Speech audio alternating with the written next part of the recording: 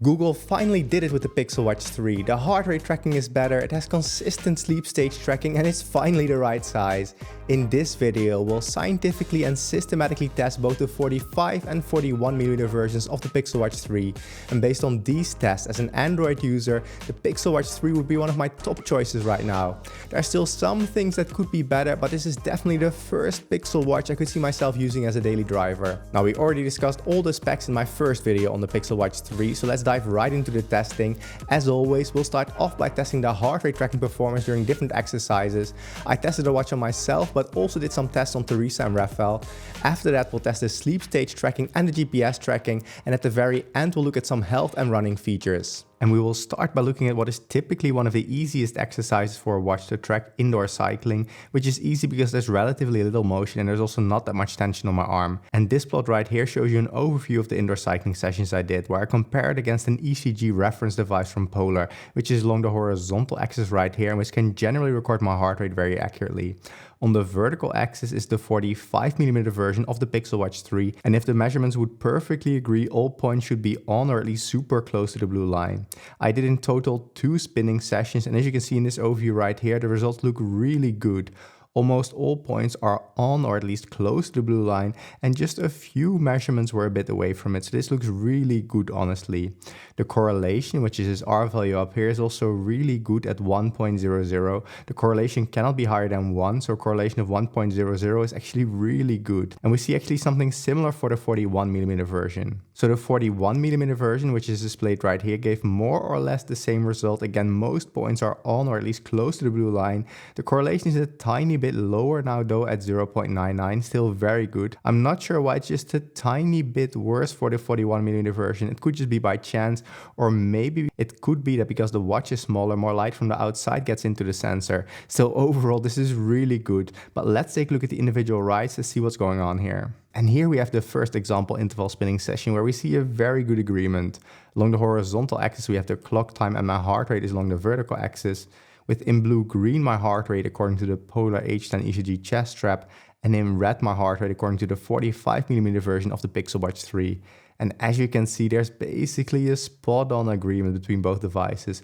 Only in this moment right here is there a bit of deviation, but overall this looks very good. And we have more or less the same result for the 41mm version, though there's a bit more deviation right here, here, and also right here actually. But overall, this looks super good.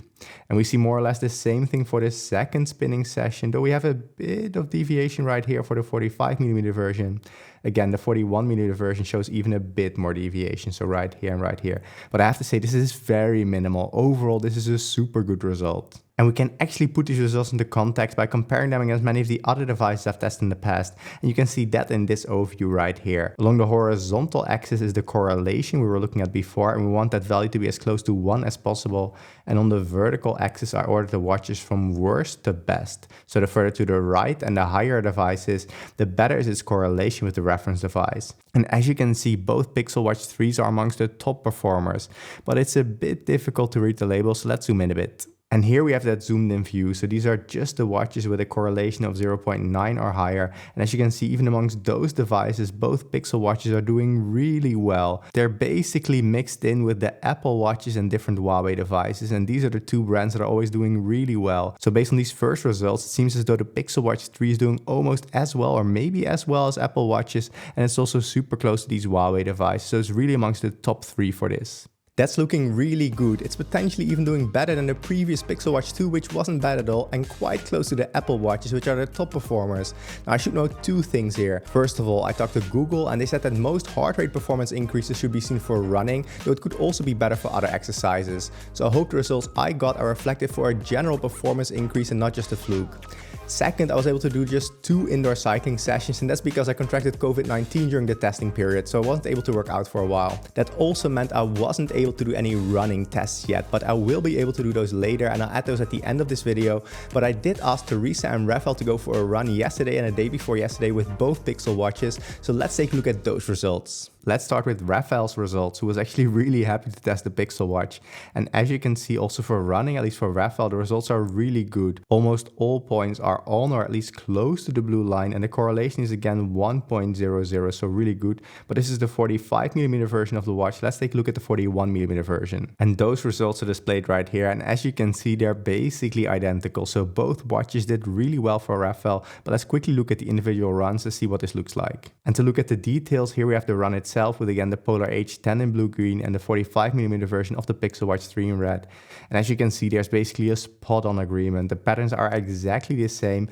Maybe some tiny details are missed, but this is just 1 or 2 BPM. So overall, a very good result. And as you will see now, the results for the 41mm version are basically identical. So both watches did amazing on Raphael. Now, Raphael didn't test quite as many devices as I have, but he did test the Pixel Watch 2 in the past as well. And as you can see, both Pixel Watch 3s are potentially doing a little bit better than the Pixel Watch 2, which was already doing really well. So indeed, potentially an improvement of the newer generation over the older generation, but both are doing quite good. So for Raphael, both versions of the Pixel Watch 3 seem to do a bit better than the Pixel Watch 2, at least based on the limited data of this single run, and the Pixel Watch 2 was already quite good on him honestly.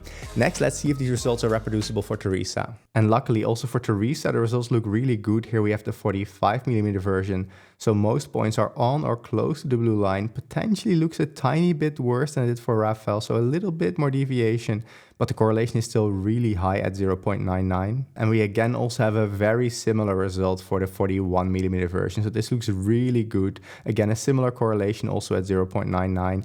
But again, let's take a look at the individual runs. And in this case, looking at the individual run for Theresa really gives us some insight. So we see the Pixel Watch 3 in red mostly agrees very well with the Polar H10. Only right here is there a tiny bit of deviation. I'm not sure what was going on here, but here it struggled a little bit. However, the 41mm version showed no such issues, so maybe it was just the placement of the watch that was not ideal. Overall, still a very good result. And also for Theresa, we can see that out of all of the devices she tested so far, the Pixel Watch 3 is amongst the top performers, and again a bit better than the Pixel Watch 2. The Pixel Watch 3 does about as well as the Apple Watch Series 9, the Apple Watch Ultra 2, and for her the Venue 3 from Garmin actually did quite well. But again, this is an indication that indeed the Pixel Watch 3 is an improvement over the older generation Pixel Watch 2. So for both Raphael and Theresa, both sizes of the Pixel Watch 3 were really good at tracking their heart rate while running. Theresa had this really small artifact for the larger version of the watch, which could be due to the increased weight or her smaller wrist, but it could also be random chance. Let's next take a look at cycling outside. This is generally one of the harder exercises for a watch to track. However, before showing you those results, I'm hoping that my diligent testing has earned a subscribe from you, and also really helps me get access to devices sooner from manufacturers if you leave a like or a comment. But enough self-promotion. And here we have the results for the 45mm version for cycling outside, and again a very good result. Now the correlation is a bit lower now at 0.97, but this is still much better than most devices out there. You can see that the points are a bit further away from the blue line, but they're all still very close, so a very good result. And we actually get a better result now for the 41mm version, as you can see right here. So the points are now even closer to the blue line, so there's less deviation. There are a few points now that are a bit further away, which means the correlation is still more or less the same at 0.97. Now, one reason why the 41mm version could potentially be doing a tiny bit better than the 45mm version is just because of the weight of the 45mm version. This means it potentially moves around on my wrist a bit more, giving a bit more noise to the signal. Still, both are very good, honestly, but let's take a look at individual bike rides to see if there's still some artifacts. And looking at the individual rides, we can really see what's going on. So here we have the 45mm version of the Pixel Watch 3 in red, and this agrees very well with the Polar H10 in blue-green. If you look at the 41mm version, this shows a tiny bit more deviation. So if you go back and forth, you really see the 41 struggled a tiny bit more. For this second example ride, it's actually the 45mm version that showed a bit of deviation, where the 41 was a bit better. Then for this third ride, I would say both did about equally well. So here we have the 41, this is the 45. And also for this longer ride right here, both the 45mm version and 41mm version did rather well. So maybe looking at this, I would say that both performed actually about the same. And again, here we have a similar overview to before, but now for biking outside, with again both Pixel watches marked in red. And as you can see, they're really top performers, again amongst the Apple watches and different Huawei devices. But let's zoom in a bit so we can read those labels better. So now I zoomed into just the watches with a correlation of 0.7 or higher. And as you can see, it's doing really well. It's again among amongst the Apple devices and different Huawei devices. And if we compare it against the previous generation, the Pixel Watch 2, we can see that is all the way down here, so quite a bit worse. And the Pixel Watch 1 is even worse than that. So based on these results, it really seems like 3 generations of improvements. So also for cycling outside, the Pixel Watch 3 is really amongst the best watches out there. It did really well on me, but what about Raphael? Did he get the same results? And yes, the 2 bike rides that Raphael did also look really good. So here we have the 45mm version with a really good correlation at 0.99. And the 41mm version performs more or less the same. And also for Raphael, optically, potentially the 41mm version has the points a bit closer to the blue line than the 45mm version, though it's difficult to say with any certainty. And looking at the actual rides, you can see that the results for Raphael are very similar to how they looked for me. So there's a very good agreement for the 45mm version and also a very good agreement for the 41mm version. So overall doing very well. And again, comparing these results against the Pixel Watch 2 and some other devices, the Pixel Watch 3 is really doing substantially better for Raphael. So again, confirming what we saw before. Luckily, Raphael also gets some really good results for cycling outside. He also told me he likes the Pixel Watch 3 much better than the Pixel Watch 2, which he tested some months ago, probably because of the larger size of the 45mm version. Next, let's take a look at the hardest exercise for a watch to track: weightlifting. And here we have the overview plot for weightlifting, which is the first time it doesn't look amazing, honestly. Yes, many points are on the blue line, but this is mostly in the lower heart rate range. In the higher heart rate range right here, there's a lot more deviation, indicating that at the peaks of my heart rate, it struggled quite a bit. And there's also this weird cloud of points right here, and we see something similar for the 41mm version actually. So here we have the 41mm version, there's a bit less deviation here on the top, but again, we have this weird cloud of points right here. This is still okay-ish by the overview, but we really need to look at the individual sessions to see if there's any issues. Oh, and I should say that the correlations here at 0.91 and 0.93 are actually quite good for weightlifting, but we need to take a look at those individual weightlifting sessions to see if it's actually any good. And indeed, looking at the individual sessions for weightlifting for the first time, the Pixel Watch 3 is starting to struggle. So for this first session, the 45mm version still did okay. It detected some of the peaks in my heart rate, and the same goes for the 41mm version. However, if you look at the other session right here, we see it didn't do that well. It missed most of the peaks in my heart rate, and the same goes for the 41mm version. So this is the only sport I tested where I wouldn't recommend it. And just for completeness, let's compare these results to that of many other devices out there. And as you can see, relative to other devices, it's doing quite well. So it's really among some of the top performers. But based on what we just saw, I still wouldn't recommend it. It is actually now quite close to the Pixel Watch 2, which we can see a bit better if we zoom in. So right here, we have the Pixel Watch 2 and the Pixel Watch 3. Both versions are doing maybe a tiny bit better, but I don't think this is significant. So even though the correlation is in the range where I say you could potentially use a watch for weightlifting, so 0.9 or higher, I don't think based on what we just saw for the individual weightlifting sessions that I would really recommend it for that. So based on these first results, the Pixel Watch 3 is basically one of the top 3 heart rate trackers out there currently, together with Apple Watches and Huawei watches. I'm personally really happy with how it performed, and the only thing I wouldn't use it for is weightlifting. But for all the other exercises, it did really well on me and also on Theresa and Raphael. But what about recovery? Can the Pixel Watch 3 measure this? Well, one of the most important factors for this is sleep stage tracking, which I of course also tested. I should note here though that most of the testing was done while I was sick, which means I had quite atypical sleep patterns, which might have negatively affected the performance of the Pixel Watch 3 compared to normal nights. But let's take a look. Here I show an overview of the sleep test results for a total of 6 nights. Now to test the sleep tracking performance, I compared the Pixel Watch 3 against the Z-Max EEG headband, which can actually measure my brain waves. Now this device also has its limitations, especially when it comes to detecting awake time, but it will give us a general impression of the sleep stage tracking performance of the Pixel Watch 3. Now on top are the sleep stages as recorded by the Z-Max EEG device, and on the left are the sleep stages as recorded by the Pixel Watch 3. Now each column here sums to 100%, meaning that we can see what percentage of each of the sleep stages according to the Z-Max was predicted as a sleep stage by the Pixel Watch 3. And if they perfectly agree, all values on the diagonal should be 100%. Now I chose to focus on the 45mm version of the watch here because this is the one I would actually wear, but the results were very similar for the 41mm version, as you will see at the end. First of all, we see that about 70% of what was deep sleep according to the EEG device was also predicted as deep sleep by the Pixel Watch 3, so that's pretty good. And most of that was confused with light sleep instead.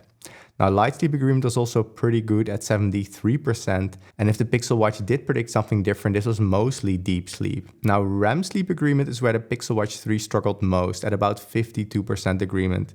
Now, we've seen this for many more Fitbit and Google devices. This is what they find hardest, and it's now even a bit lower than before, probably because I had quite atypical nights of sleep because of COVID. Still, overall, considering that, this isn't that bad. And as we've seen for other devices, most confusion is then with light sleep.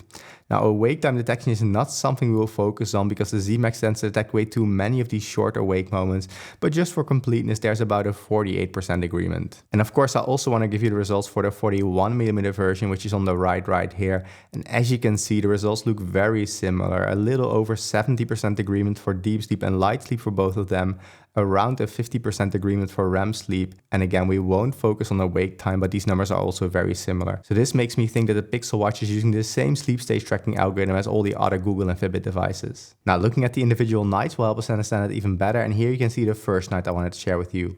On top, we have the sleep stages as recorded by the Z Max EEG headband, with along the horizontal axis the clock time and my sleep stages on the vertical axis. And on the bottom here we have a similar plot, but now for the 45mm version of the Pixel Watch 3. And now in purple right here I highlight the deep sleep as recorded by the EEG device. And as you can see, there's a decent agreement with the Pixel Watch 3. It's not perfectly overlapping, but basically the same period was detected. So that looks pretty good for deep sleep, and this is actually one night I would classify as an atypical sleep pattern, because as you can see right here, and maybe also right here, I was awake for quite a bit during this night because I was feeling sick. So for deep sleep at least, that doesn't appear to have a major impact. And if you look right here at a somewhat more typical night of sleep, we also see a pretty decent agreement. So I was feeling less sick this night, and in this case you can see I likely had 1, 2, 3 main deep sleep segments, and all 3 were also detected by the Pixel Watch 3, though they might be slightly shifted. You can see that later in the night I was still awake for a bit, but this was already when I was getting better. And what we just did for deep sleep, we can also do for REM sleep. So here I marked the REM sleep as recorded by the EEG device in red. And as you can see, there's a somewhat good agreement still. So for this night, I had 1, 2, 3, 4 main REM sleep segments, and all of them were also detected by the Pixel Watch 3. It's just that the duration was a bit different. So some of the REM sleep right here wasn't detected as REM sleep by the Pixel Watch, but the later part of that segment was. So overall, this is still pretty good, honestly. However, interestingly, for this second night with relatively normal-ish sleep, it's actually showing worse agreement in terms of REM sleep. So I quite often have a short REM sleep segment in the first cycle, and as you can see, this wasn't detected, but most watches don't detect that. But of the other, I would say 4 other REM sleep segments, only 2 are detected by the Pixel Watch. So this one right here and this one right here. Now on the end I can understand right here because I was awake quite a lot, so this is always tricky for a watch, but I would have hoped it would have detected this REM sleep segment right here. But this matches with what we saw before, where the deep sleep detection is pretty decent and it struggles most with REM sleep detection. And as I said, I won't focus on awake time, which is marked in green right here, because the EEG device tends to detect a lot of these short awake moments that weren't really awake moments.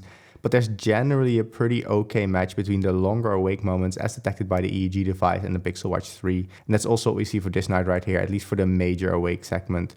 So overall, a pretty decent result. So these results are about as good as I expected. They're in line with what we know of the sleep stage tracking performance of different Google and Fitbit products. It might have actually done a bit worse in my testing than other Google products because I tested it while I was sick, and we know that most watches struggle with these more atypical sleep patterns. But let's take a look at the competition. Before doing that, I'm planning to start back up with my newsletter after the summer to share my results with you sooner. If you're interested, check out the link up here. And that's exactly what we can see right here. So this graph right here shows you an overview of the agreement of different watches with different reference devices. Along the horizontal axis, we have the average agreement over the individual sleep stages. And on the vertical axis, we have the agreement of the worst sleep stage. Now, overall, the better the agreement with the reference device, the more to the top right the device is. Now, I have to admit this overview is slightly complicated because I had to use different reference devices. The devices not marked in any color were tested against the Dream 2 EEG headband, my preferred reference, but Dream ran bankrupt. The devices marked in blue-purple were tested against polysomnography, the gold standard in sleep stage tracking. And the devices marked in green were tested against the Z Max EEG headband, the one used in this video. And we can see the Pixel Watch 3 right here. And as you can see, it's not amongst the absolute top performers, which are generally Apple Watches, the Oura Ring, the 8 Sleep Pod, and also the Nucor app, which now has a different name, I think. but it is in what I would call the second tier of watches. It's close to many other Google products, like for instance the Pixel Watch 2, the original Pixel Watch, and also the Google Nest Hub and different Fitbit devices. It's actually doing a tiny bit worse than the Pixel Watch 2, but I think this is because I was testing it in a sick period, so a more difficult period for the watch to measure. But still, overall, it's pretty decent, I would say. It's amongst that second tier of watches. There are many watches which are quite a bit worse, so it's pretty decent. But on me, at least, it's not the absolute best. Still pretty good. The Pixel Watch 3 is not the absolute top sleep tracker out there, but it's definitely in the second tier of devices, I would say, together with all the other Fitbit and Google products. If we take the results of the heart rate tracking and the sleep stage tracking together, it's definitely one of my top all-round performance on Android. Perhaps only the Whoop Strap 4.0 comes close, but most other devices out there are just good at one of these two things and not both. But what about GPS tracking during exercise? Is that any good? Well, I tested the Pixel Watch 3 times cycling to work and 3 times cycling back from work, and I cycled the exact same route each time. The idea here is that if the GPS tracking is very good, it should track the same route each time no matter when I cycled it. Or maybe better phrasing is, if the routes are not consistent, it's very likely that the GPS tracking is not so good. And here you can see the results for 3 times I cycled to work, and the green markers indicate the moment that the watch connected its GPS signal. Now I always start my ride on the corner right here, and as you can see in these 3 cases the GPS signal was connected quite quickly. By the way, we're looking at the 45mm version of the watch here. And let's next look at the consistency between the routes. And as you can see, this looks okay, though a bit noisy. It shows some first indications of what I might call high frequency noise, so where the overall agreement is pretty decent, but there are some small jiggles away from the road. But let's look at the rest of the ride. So this looks pretty decent, still some small jiggles, but overall pretty consistent, I would say. And that's what we see for most of this ride. So it stays more or less consistent, but if we zoom in a bit, we see some small bit of noise. But overall, cycling to work, I think this looks pretty decent. But let's now see how the 41mm version did. And the results for 3 times I cycled to work with the 41mm version are displayed right here. And you might notice there's only 2 markers, and that's because one of the signals was acquired a bit later. So it took a bit of time for the watch to acquire the signal. Not very long, but still a bit of time. And here in the beginning, we have a bit of deviation, also some of that micro noise. But overall, later on, it looks pretty okay, I would say. Again, this high frequency noise stays present all throughout the ride, also right here, but the consistency is generally pretty good and it's not that bad in terms of noise actually. Again, here we have a bit more noise, but overall the consistency between these 3 signals is pretty good, I would say. But luckily we have some more data from the route back to work, so let's take a look at those. Now we're looking at the 45mm version, and in this case the signals were acquired quite quickly. So one time I actually started here, one time here, and one time a bit up the road, but in all cases the signal was acquired basically instantly. And if we zoom into the signals, they're again pretty consistent with a bit of noise in there. There's a bit of deviation right here and also right here, but these are really minor artifacts. Going along the route, this looks pretty good honestly, but still there's this micro noise or high frequency noise, whatever you want to call it. Here there's a bit more deviation also right here. So these parts right here don't look amazing, but overall a pretty decent result. And to close off, let's take a look at the 41mm version. And those results are right here. And now you can see that though one time the signal was acquired almost instantly, one time it took a bit of time. So again, I started from somewhere around here and it took a bit of time for it to acquire this signal. But looking at the signal consistency, it's honestly pretty good. Again, a bit of deviation right here. Overall, not that bad, but there is still again some noise, maybe even a bit more noise than we were just looking at. Also right here we see a bit of these high frequency signals, but generally I have to summarize, overall the results are pretty consistent. There's some high frequency noise, so the results are not very smooth, but pretty decent overall. So overall the GPS tracking performance is pretty decent, I would say, though there is what I would call high frequency noise in the signal, which means it's not really that smooth. This could potentially mean that the total distance tracked is a bit more than it actually was in reality, but I need to test that in more detail in the future. Theresa did have the feeling that one of the Pixel watches recorded her going faster than the other one while she was running. Hello.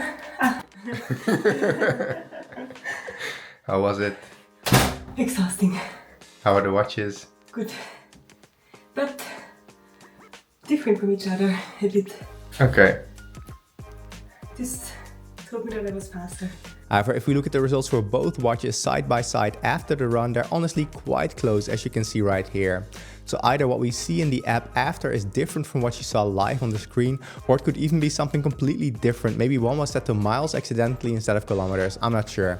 Next, let's take a look at another feature of the Pixel Watch 3 that was introduced, health tracking using different scores. What I mean by that is different metrics that the Pixel Watch 3 measures during the night to track your health. And it's actually quite lucky in some way I got the COVID-19 virus during the testing period, because that way we can see what the effect of the virus is on my scores. The Pixel Watch 3 reports on 5 health metrics each day when you wake up: heart rate variability, breathing rate, skin temperature, oxygen saturation, and resting heart rate. Now, I didn't have a fever, so my skin temperature didn't change, but 3 out of the 4 other metrics do show interesting patterns during the period I was most sick. Like I said, my skin temperature was never raised during that period, so I was sick about here and you don't see any changes there.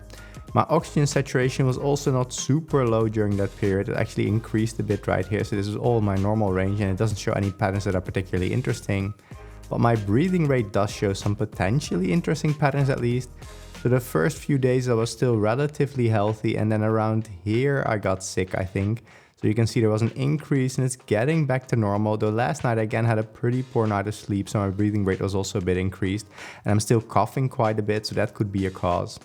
My resting heart rate also shows similar patterns. So as you can see, it was normal for some days, then it increased, and now it's going back to normal levels again as I'm getting back to normal healthy status. Though as I said, I'm still coughing quite a bit. And heart rate variability is also very interesting in this case. You can see that the moment I was most sick, I had a really low heart rate variability, and then it started increasing again. So also that showed some patterns. So especially breathing rate right here showed an increase. Resting heart rate showed an increase, and heart rate variability right here also showed a clear dip during the period I was most sick. So quite interesting that we're able to pick up on this, but I still need to collect a lot more baseline data when I'm healthy to see what normal variation looks like, because it could even be that I'm over-interpreting this data because I'm not sure yet what normal variation patterns look like. It looks like the Pixel Watch 3 was potentially able to detect some of the negative impacts of the virus, even though my symptoms were relatively minor. However, I would like to see even more data than we have now at the time of recording to see what the patterns look like over the next few days while I recover more and more, and also to check out some of the new scores that the Pixel Watch 3 provides. Finally, I would like to do some running tests on myself once I'm fully recovered, since this is one of the major innovations of the Pixel Watch 3. So let's now give the microphone to future Rob, who's on a short holiday in Marseille. As you can see, I'm here in the beautiful Marseille, but that's not what we're here to talk about. We're here to talk about the Pixel Watch 3, but let's go inside for a second. Let's first discuss those 5 different metrics you see each morning when you wake up that give you some indication of your health status, and we want to see what's happening to them as I'm recovering now. So first of all, breathing rate. This might have increased in the beginning as I was getting sick, but it hasn't fully gone back down to baseline. As you can hear, I'm still a bit sick. I'm fully negative, but I think maybe my lungs are still a bit irritated or inflamed. And as you can see, my breathing rate is still relatively on the high side, or maybe this is just my baseline, I'm not sure. I don't have enough data with the Pixel Watch yet to say anything about this. But regardless, it seems as this hasn't fully normalized yet, and this makes sense as my lungs still feel a bit weird. Now, heart rate variability was the second metric, and as we saw before, this dropped a lot in the beginning, and now this does seem to be normalizing, so this makes sense. Skin temperature has been normal all the way. Also, oxygen saturation hasn't shown that many changes. I think resting heart rate is where it gets really interesting. Here you can really see clearly the moment I got sick, it really increased.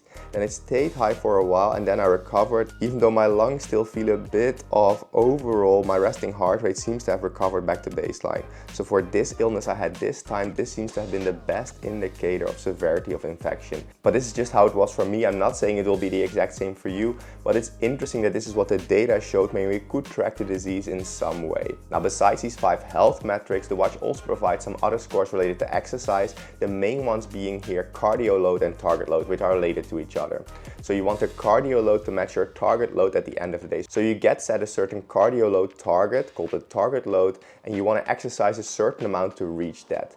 Now, I haven't been able to test this extensively yet, but my feeling so far is that for me and the way I exercise is that the target load is set a bit on the low side, at least for me personally. I had 1 or 2 days I was able to work out normally before coming here to Marseille, and I was always overreaching in that time, and they really weren't that hard exercises I was doing those days. So I'm not sure if it will calibrate to me personally, I'll have to see, but overall, knowing myself, I will just ignore those. I'm not sure if that's a good thing. Maybe I'm always overtraining a bit, but that's been my experience so far, but it's really been a limit limited experience. So in a full review in some months, I'll talk about this a bit more and also talk with the people at Google to see what they say. Hi, Rob from the future here. I actually contacted Google about what I felt were quite low target loads for me, and they said that if I had a sudden increase in cardio load features like I had when I was sick and not training for a while until I got better, you would see lower target load ranges, guiding you to prevent overtraining and help you safely improve your fitness. They said that if I sustain higher levels of load, I would get higher target load ranges on a normal day after I recover. So that's reassuring, but of course we want to test this for ourselves, so I'll test the Pixel Watch for a longer time and see in the future how those target load ranges develop. If you want to know more details about how Google defined their target load and what they based it on, you can find it in the description below. Now the next thing I want to discuss are the running features in the app. So I haven't been able to do any runs before I left for Marseille, so I want to build some runs in the app, see what that whole experience is like, go for a run and then look at the data. I'm not sure I'll be able to fully analyze it, but we'll get some first impressions at least also on me. Let's go.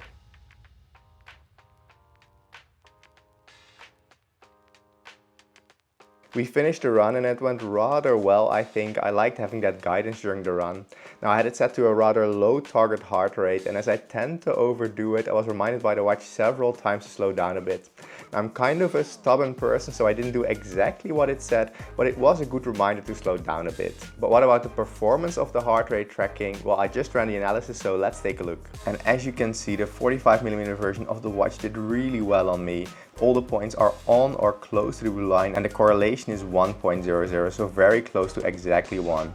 You can see there's a tiny bit of deviation, but this is negligible. And the 41mm version also looks really good. There's a tiny bit of deviation on top right here, I'm not sure what's going on there, but overall a very good performance. This really looks similar to what we saw for Raphael and Theresa, but let's take a look at the individual runs to see if we can explain these points up here. And indeed, if we look at the 45mm version in red right here, we see a very good agreement. It's almost perfectly overlapping with the reference device. Only for the 41mm version do we see a tiny bit of deviation right here, and this explains that cloud of points we saw above the blue line where detected a slightly too high heart rate. But this is really a minor deviation, overall looking very good, but let's see how this compares to the competition. And you're familiar with this type of overview right now, and as you can see, both versions of the watch are amongst the top performers. Based on these admittedly very limited results, the 45mm version actually has the best correlation out of any device I've tested so far, but I would need more data to make sure that this is actually the case. Also, the differences up here are rather small, so the Pixel Watch 3 did about as well as the Apple Watch Series 9 and the Huawei Band 9. But let's zoom in a bit so we can read those labels better.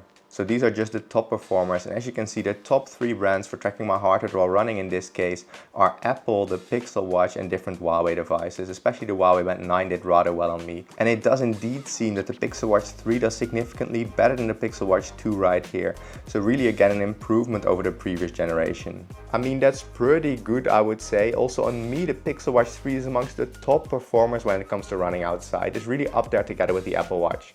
It shows that Google has really invested in the heart rate tracking performance, especially for running outside. Now this is just based on a single run, so not a lot of data, but given that both watch sizes did rather well, I'm pretty confident this will be repeated on other runs as well. And we also saw, of course, that on Theresa and Raphael the performance was about as good. So what's my general conclusion on the Pixel Watch 3? Well, as I said, this is the first Pixel Watch I would actually use myself as a daily driver. That's in part due to the increased heart rate tracking performance and the still pretty decent sleep stage tracking performance, but also due to the increased size of the 45mm version. This is finally a size that fits my wrist. So if you're on Android, this would really be one of my top 2 picks at the moment. Only the Whoop strap I would consider equal. Now the Whoop strap does have a better battery life and an even stronger sports and health focus, but the difference isn't that big anymore. And I would say that the heart rate and sleep tracking performance of the new Pixel Watch 3 is just slightly better than that of the Whoop strap, so it really depends where your focus is. And I do have to say, those new scores that Google introduced with the Pixel Watch 3, so things like your readiness score, your target load and cardio load, do make it closer to a Whoop strap now, so they're really getting close to each other. Be aware though that if you're an Apple user or on iOS, you cannot use the Pixel Watch. The Apple Watch is a really great alternative here. The heart rate tracking is at least as good and the sleep stage tracking is probably even a bit better. The downside of Apple Watches is that the data visualization isn't that great. They're coming closer now with the new Vitals app, but this is still very bare bones. So who should actually get the Pixel Watch 3? Well, if you care a lot about heart rate tracking, want decent sleep stage tracking and also pretty good GPS tracking, then the Pixel Watch 3 might just be for you. You do need to be an Android user though. And of course it shouldn't be a problem that you have to charge your smartwatch every day or two. Now if you do decide to get a Pixel Watch 3, a Whoop strap, an Aura ring, an AC Pod 4, another device or anything at all on Amazon for that matter, even something as small as toilet paper, want to potentially save some money and at the same time support this channel, there are different affiliate and non-affiliate links in the description below. They don't cost you any extra and some even provide a discount. Now given that you watched this whole video on the Pixel Watch 3, check out this video on the Whoop strap or this video on my top recommendations for sports and health tracking. Thank you so much for watching and catch you in the next video.